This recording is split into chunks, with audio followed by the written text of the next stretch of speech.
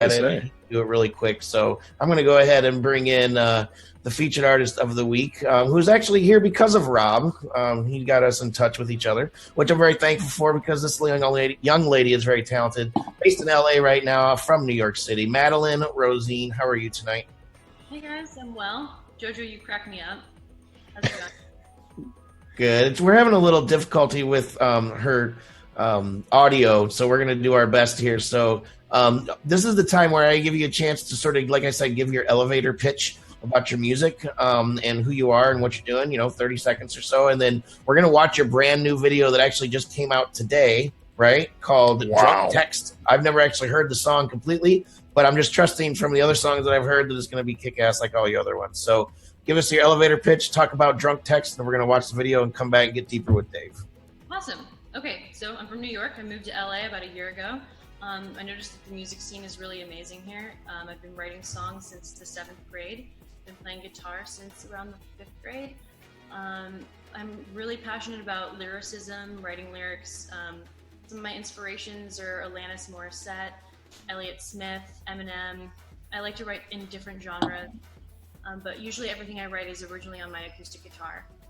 But recently I've started working with some producers in LA and kind of getting like a little indie pop vibe going on. But yeah, I'm really excited to introduce my new song, Drunk Text, which is very experimental and fun. It's just supposed to be fun and stupid and silly. Based on a real life experience? Oh, yes, based on feelings and that I have a lot of. And, well, you'll see. All right. Rob, when you're ready, let's listen and watch the brand new video by Madeline Rosene. Just so it happened it was released today, which is an amazing coincidence. Let us know what you think in the comments and share this video out. We'll be right back.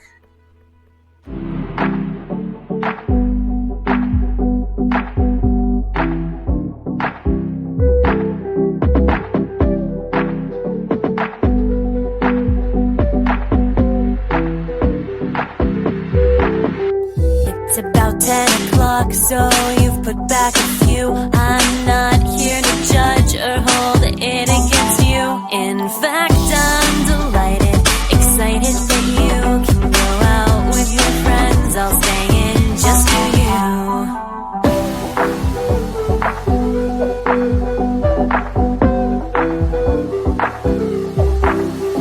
It's 11 o'clock, so you're good and fucked up. I've seen you out enough to figure out what's up. It's the 15th round, you're dancing upside down with your hands on the table, singing way too loud. But where's my drunk text? Like, hey baby, let's have sex. Like, are you naked? Well, can you be? 'Cause you're not as faded as you'd hoped you'd be.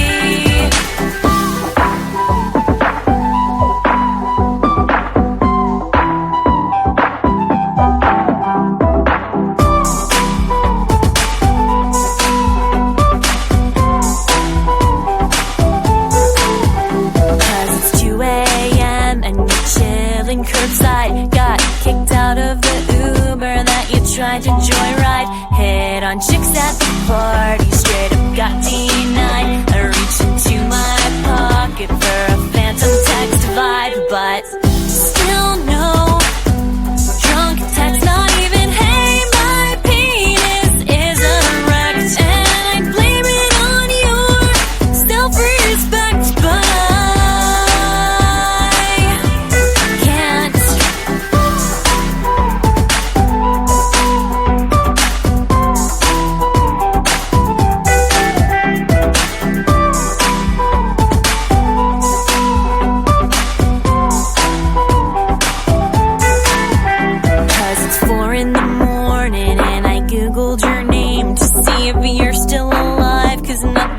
can explain why your ghosting ass chooses to ignore me. What the fuck, you just looked at my Instagram story, but no text at all. Where in the name of God is my booty call? Gonna throw my phone against the wall. Oh shit, you called.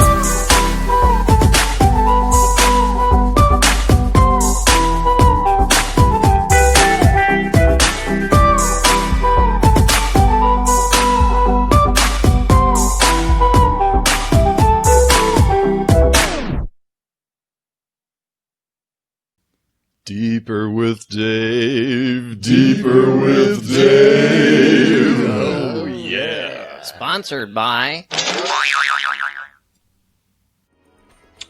All right, so I was just thrown like a Katy Perry infused curveball right before the show because we were originally going to talk about her acoustic song, but now we just saw this today and it's a whole new world.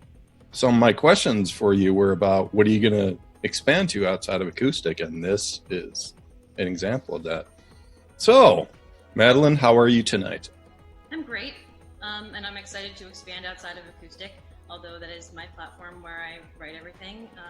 But I think it's going to translate well into pop or rap or electronic or whatever it becomes. But I really like playing with genres, and yeah, I want to write pop songs.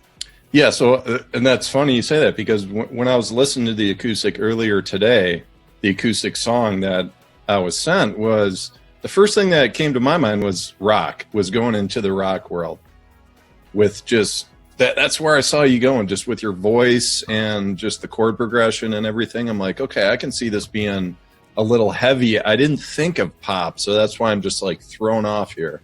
Yeah, that's cool. But I mean, I was in a rock band when I was very young, but I don't know.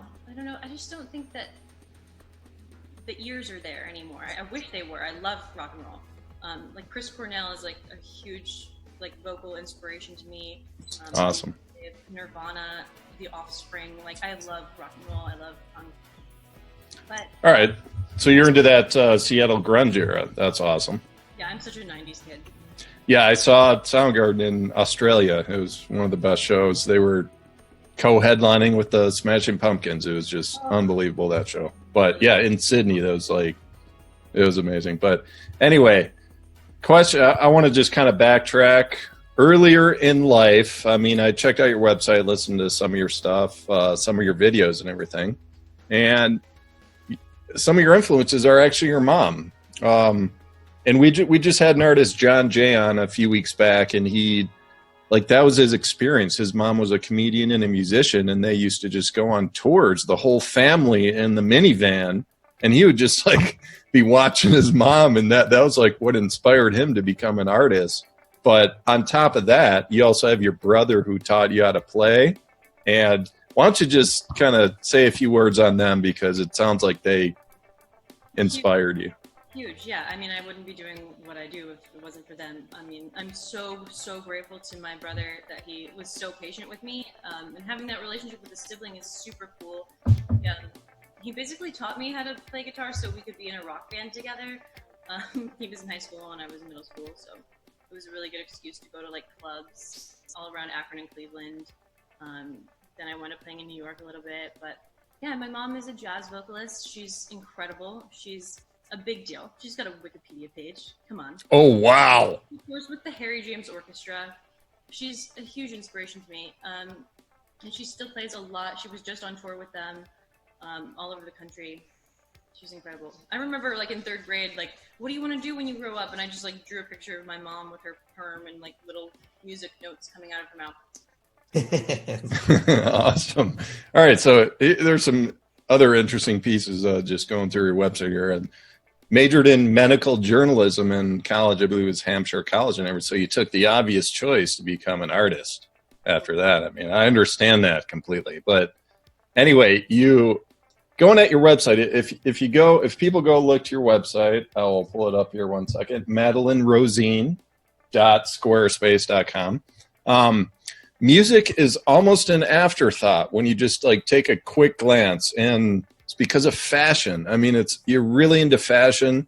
I want to give you a moment to speak about that. And what stood out to me there was like sustainable fashion and upcycling. I actually know what this is, but for the listeners that don't, please explain.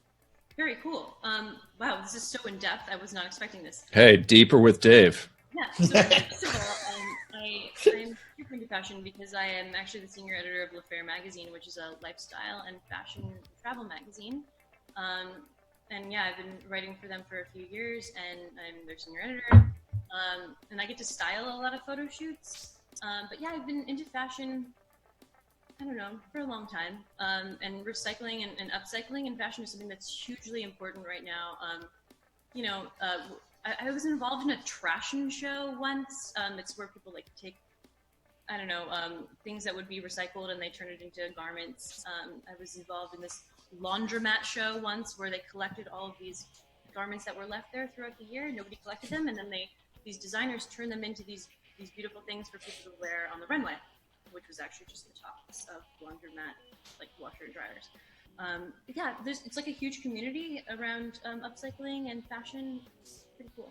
All right, so finally, what I'm left with after going through your site is like, what's your priorities? I mean, what are your priorities in life? And feel free to say, Dave, get off my back. I'm just an artist, man. Yeah, but obviously fashion is important. You just said what your job is, and then you're making music and you're putting the time into, create videos, like highly produced videos like the one we just saw. So do you like just kind of jumping around to different artistic mediums, or explain, please? So I think at the end of the day, I'm a writer, and writing is something that I'll always do and always be super passionate about. And, I think when you're a writer, you just want to write everything. So I'm lucky enough that my job is writing articles and producing this amazing magazine. But songwriting is my true deepest passion, for sure, But I think we live in a world today where it's hard to just do one thing. It's almost like, we just don't do that anymore. Whether it's because like we can't, have like steady jobs or, something like that. But I think everybody wants to do a bunch of different things, and that's, what I'm doing. And I think I've found some kind of balance in a way. Well, I mean, yeah, I've had parts of this discussion with past artists on the show. Is like it's hard to kind of like mute certain parts of your expression just because you have to go work. I mean, if you can figure out a balance in your life with your career to be able to express everything that comes into your mind, whether it's through writing and music and video or whatever, if you're able to spend time on all that, you're winning. I mean, it's like that. I don't know how else to say it. It's like that's what's that? I feel like I'm winning. Yeah. Every morning I wake up, maybe it's just because I live in LA or something and not, Rochester. But I wake up and I feel like Tart Vandelay's cracking up there. So. All right, go ahead. I feel like I'm all right, Madeline. So it's MadelineRosene.squarespace.com. You could check out all this crazy stuff that she's working on. What are your social media handles? Probably my most popular one is my Instagram. It's at Madeline Rosene. Pretty straightforward. All right. Well, people can see in the lower third the spelling and everything. It was a pleasure having you on the show, and we'd like to have you back with future music and even to critique other artists. That would be great. Thanks.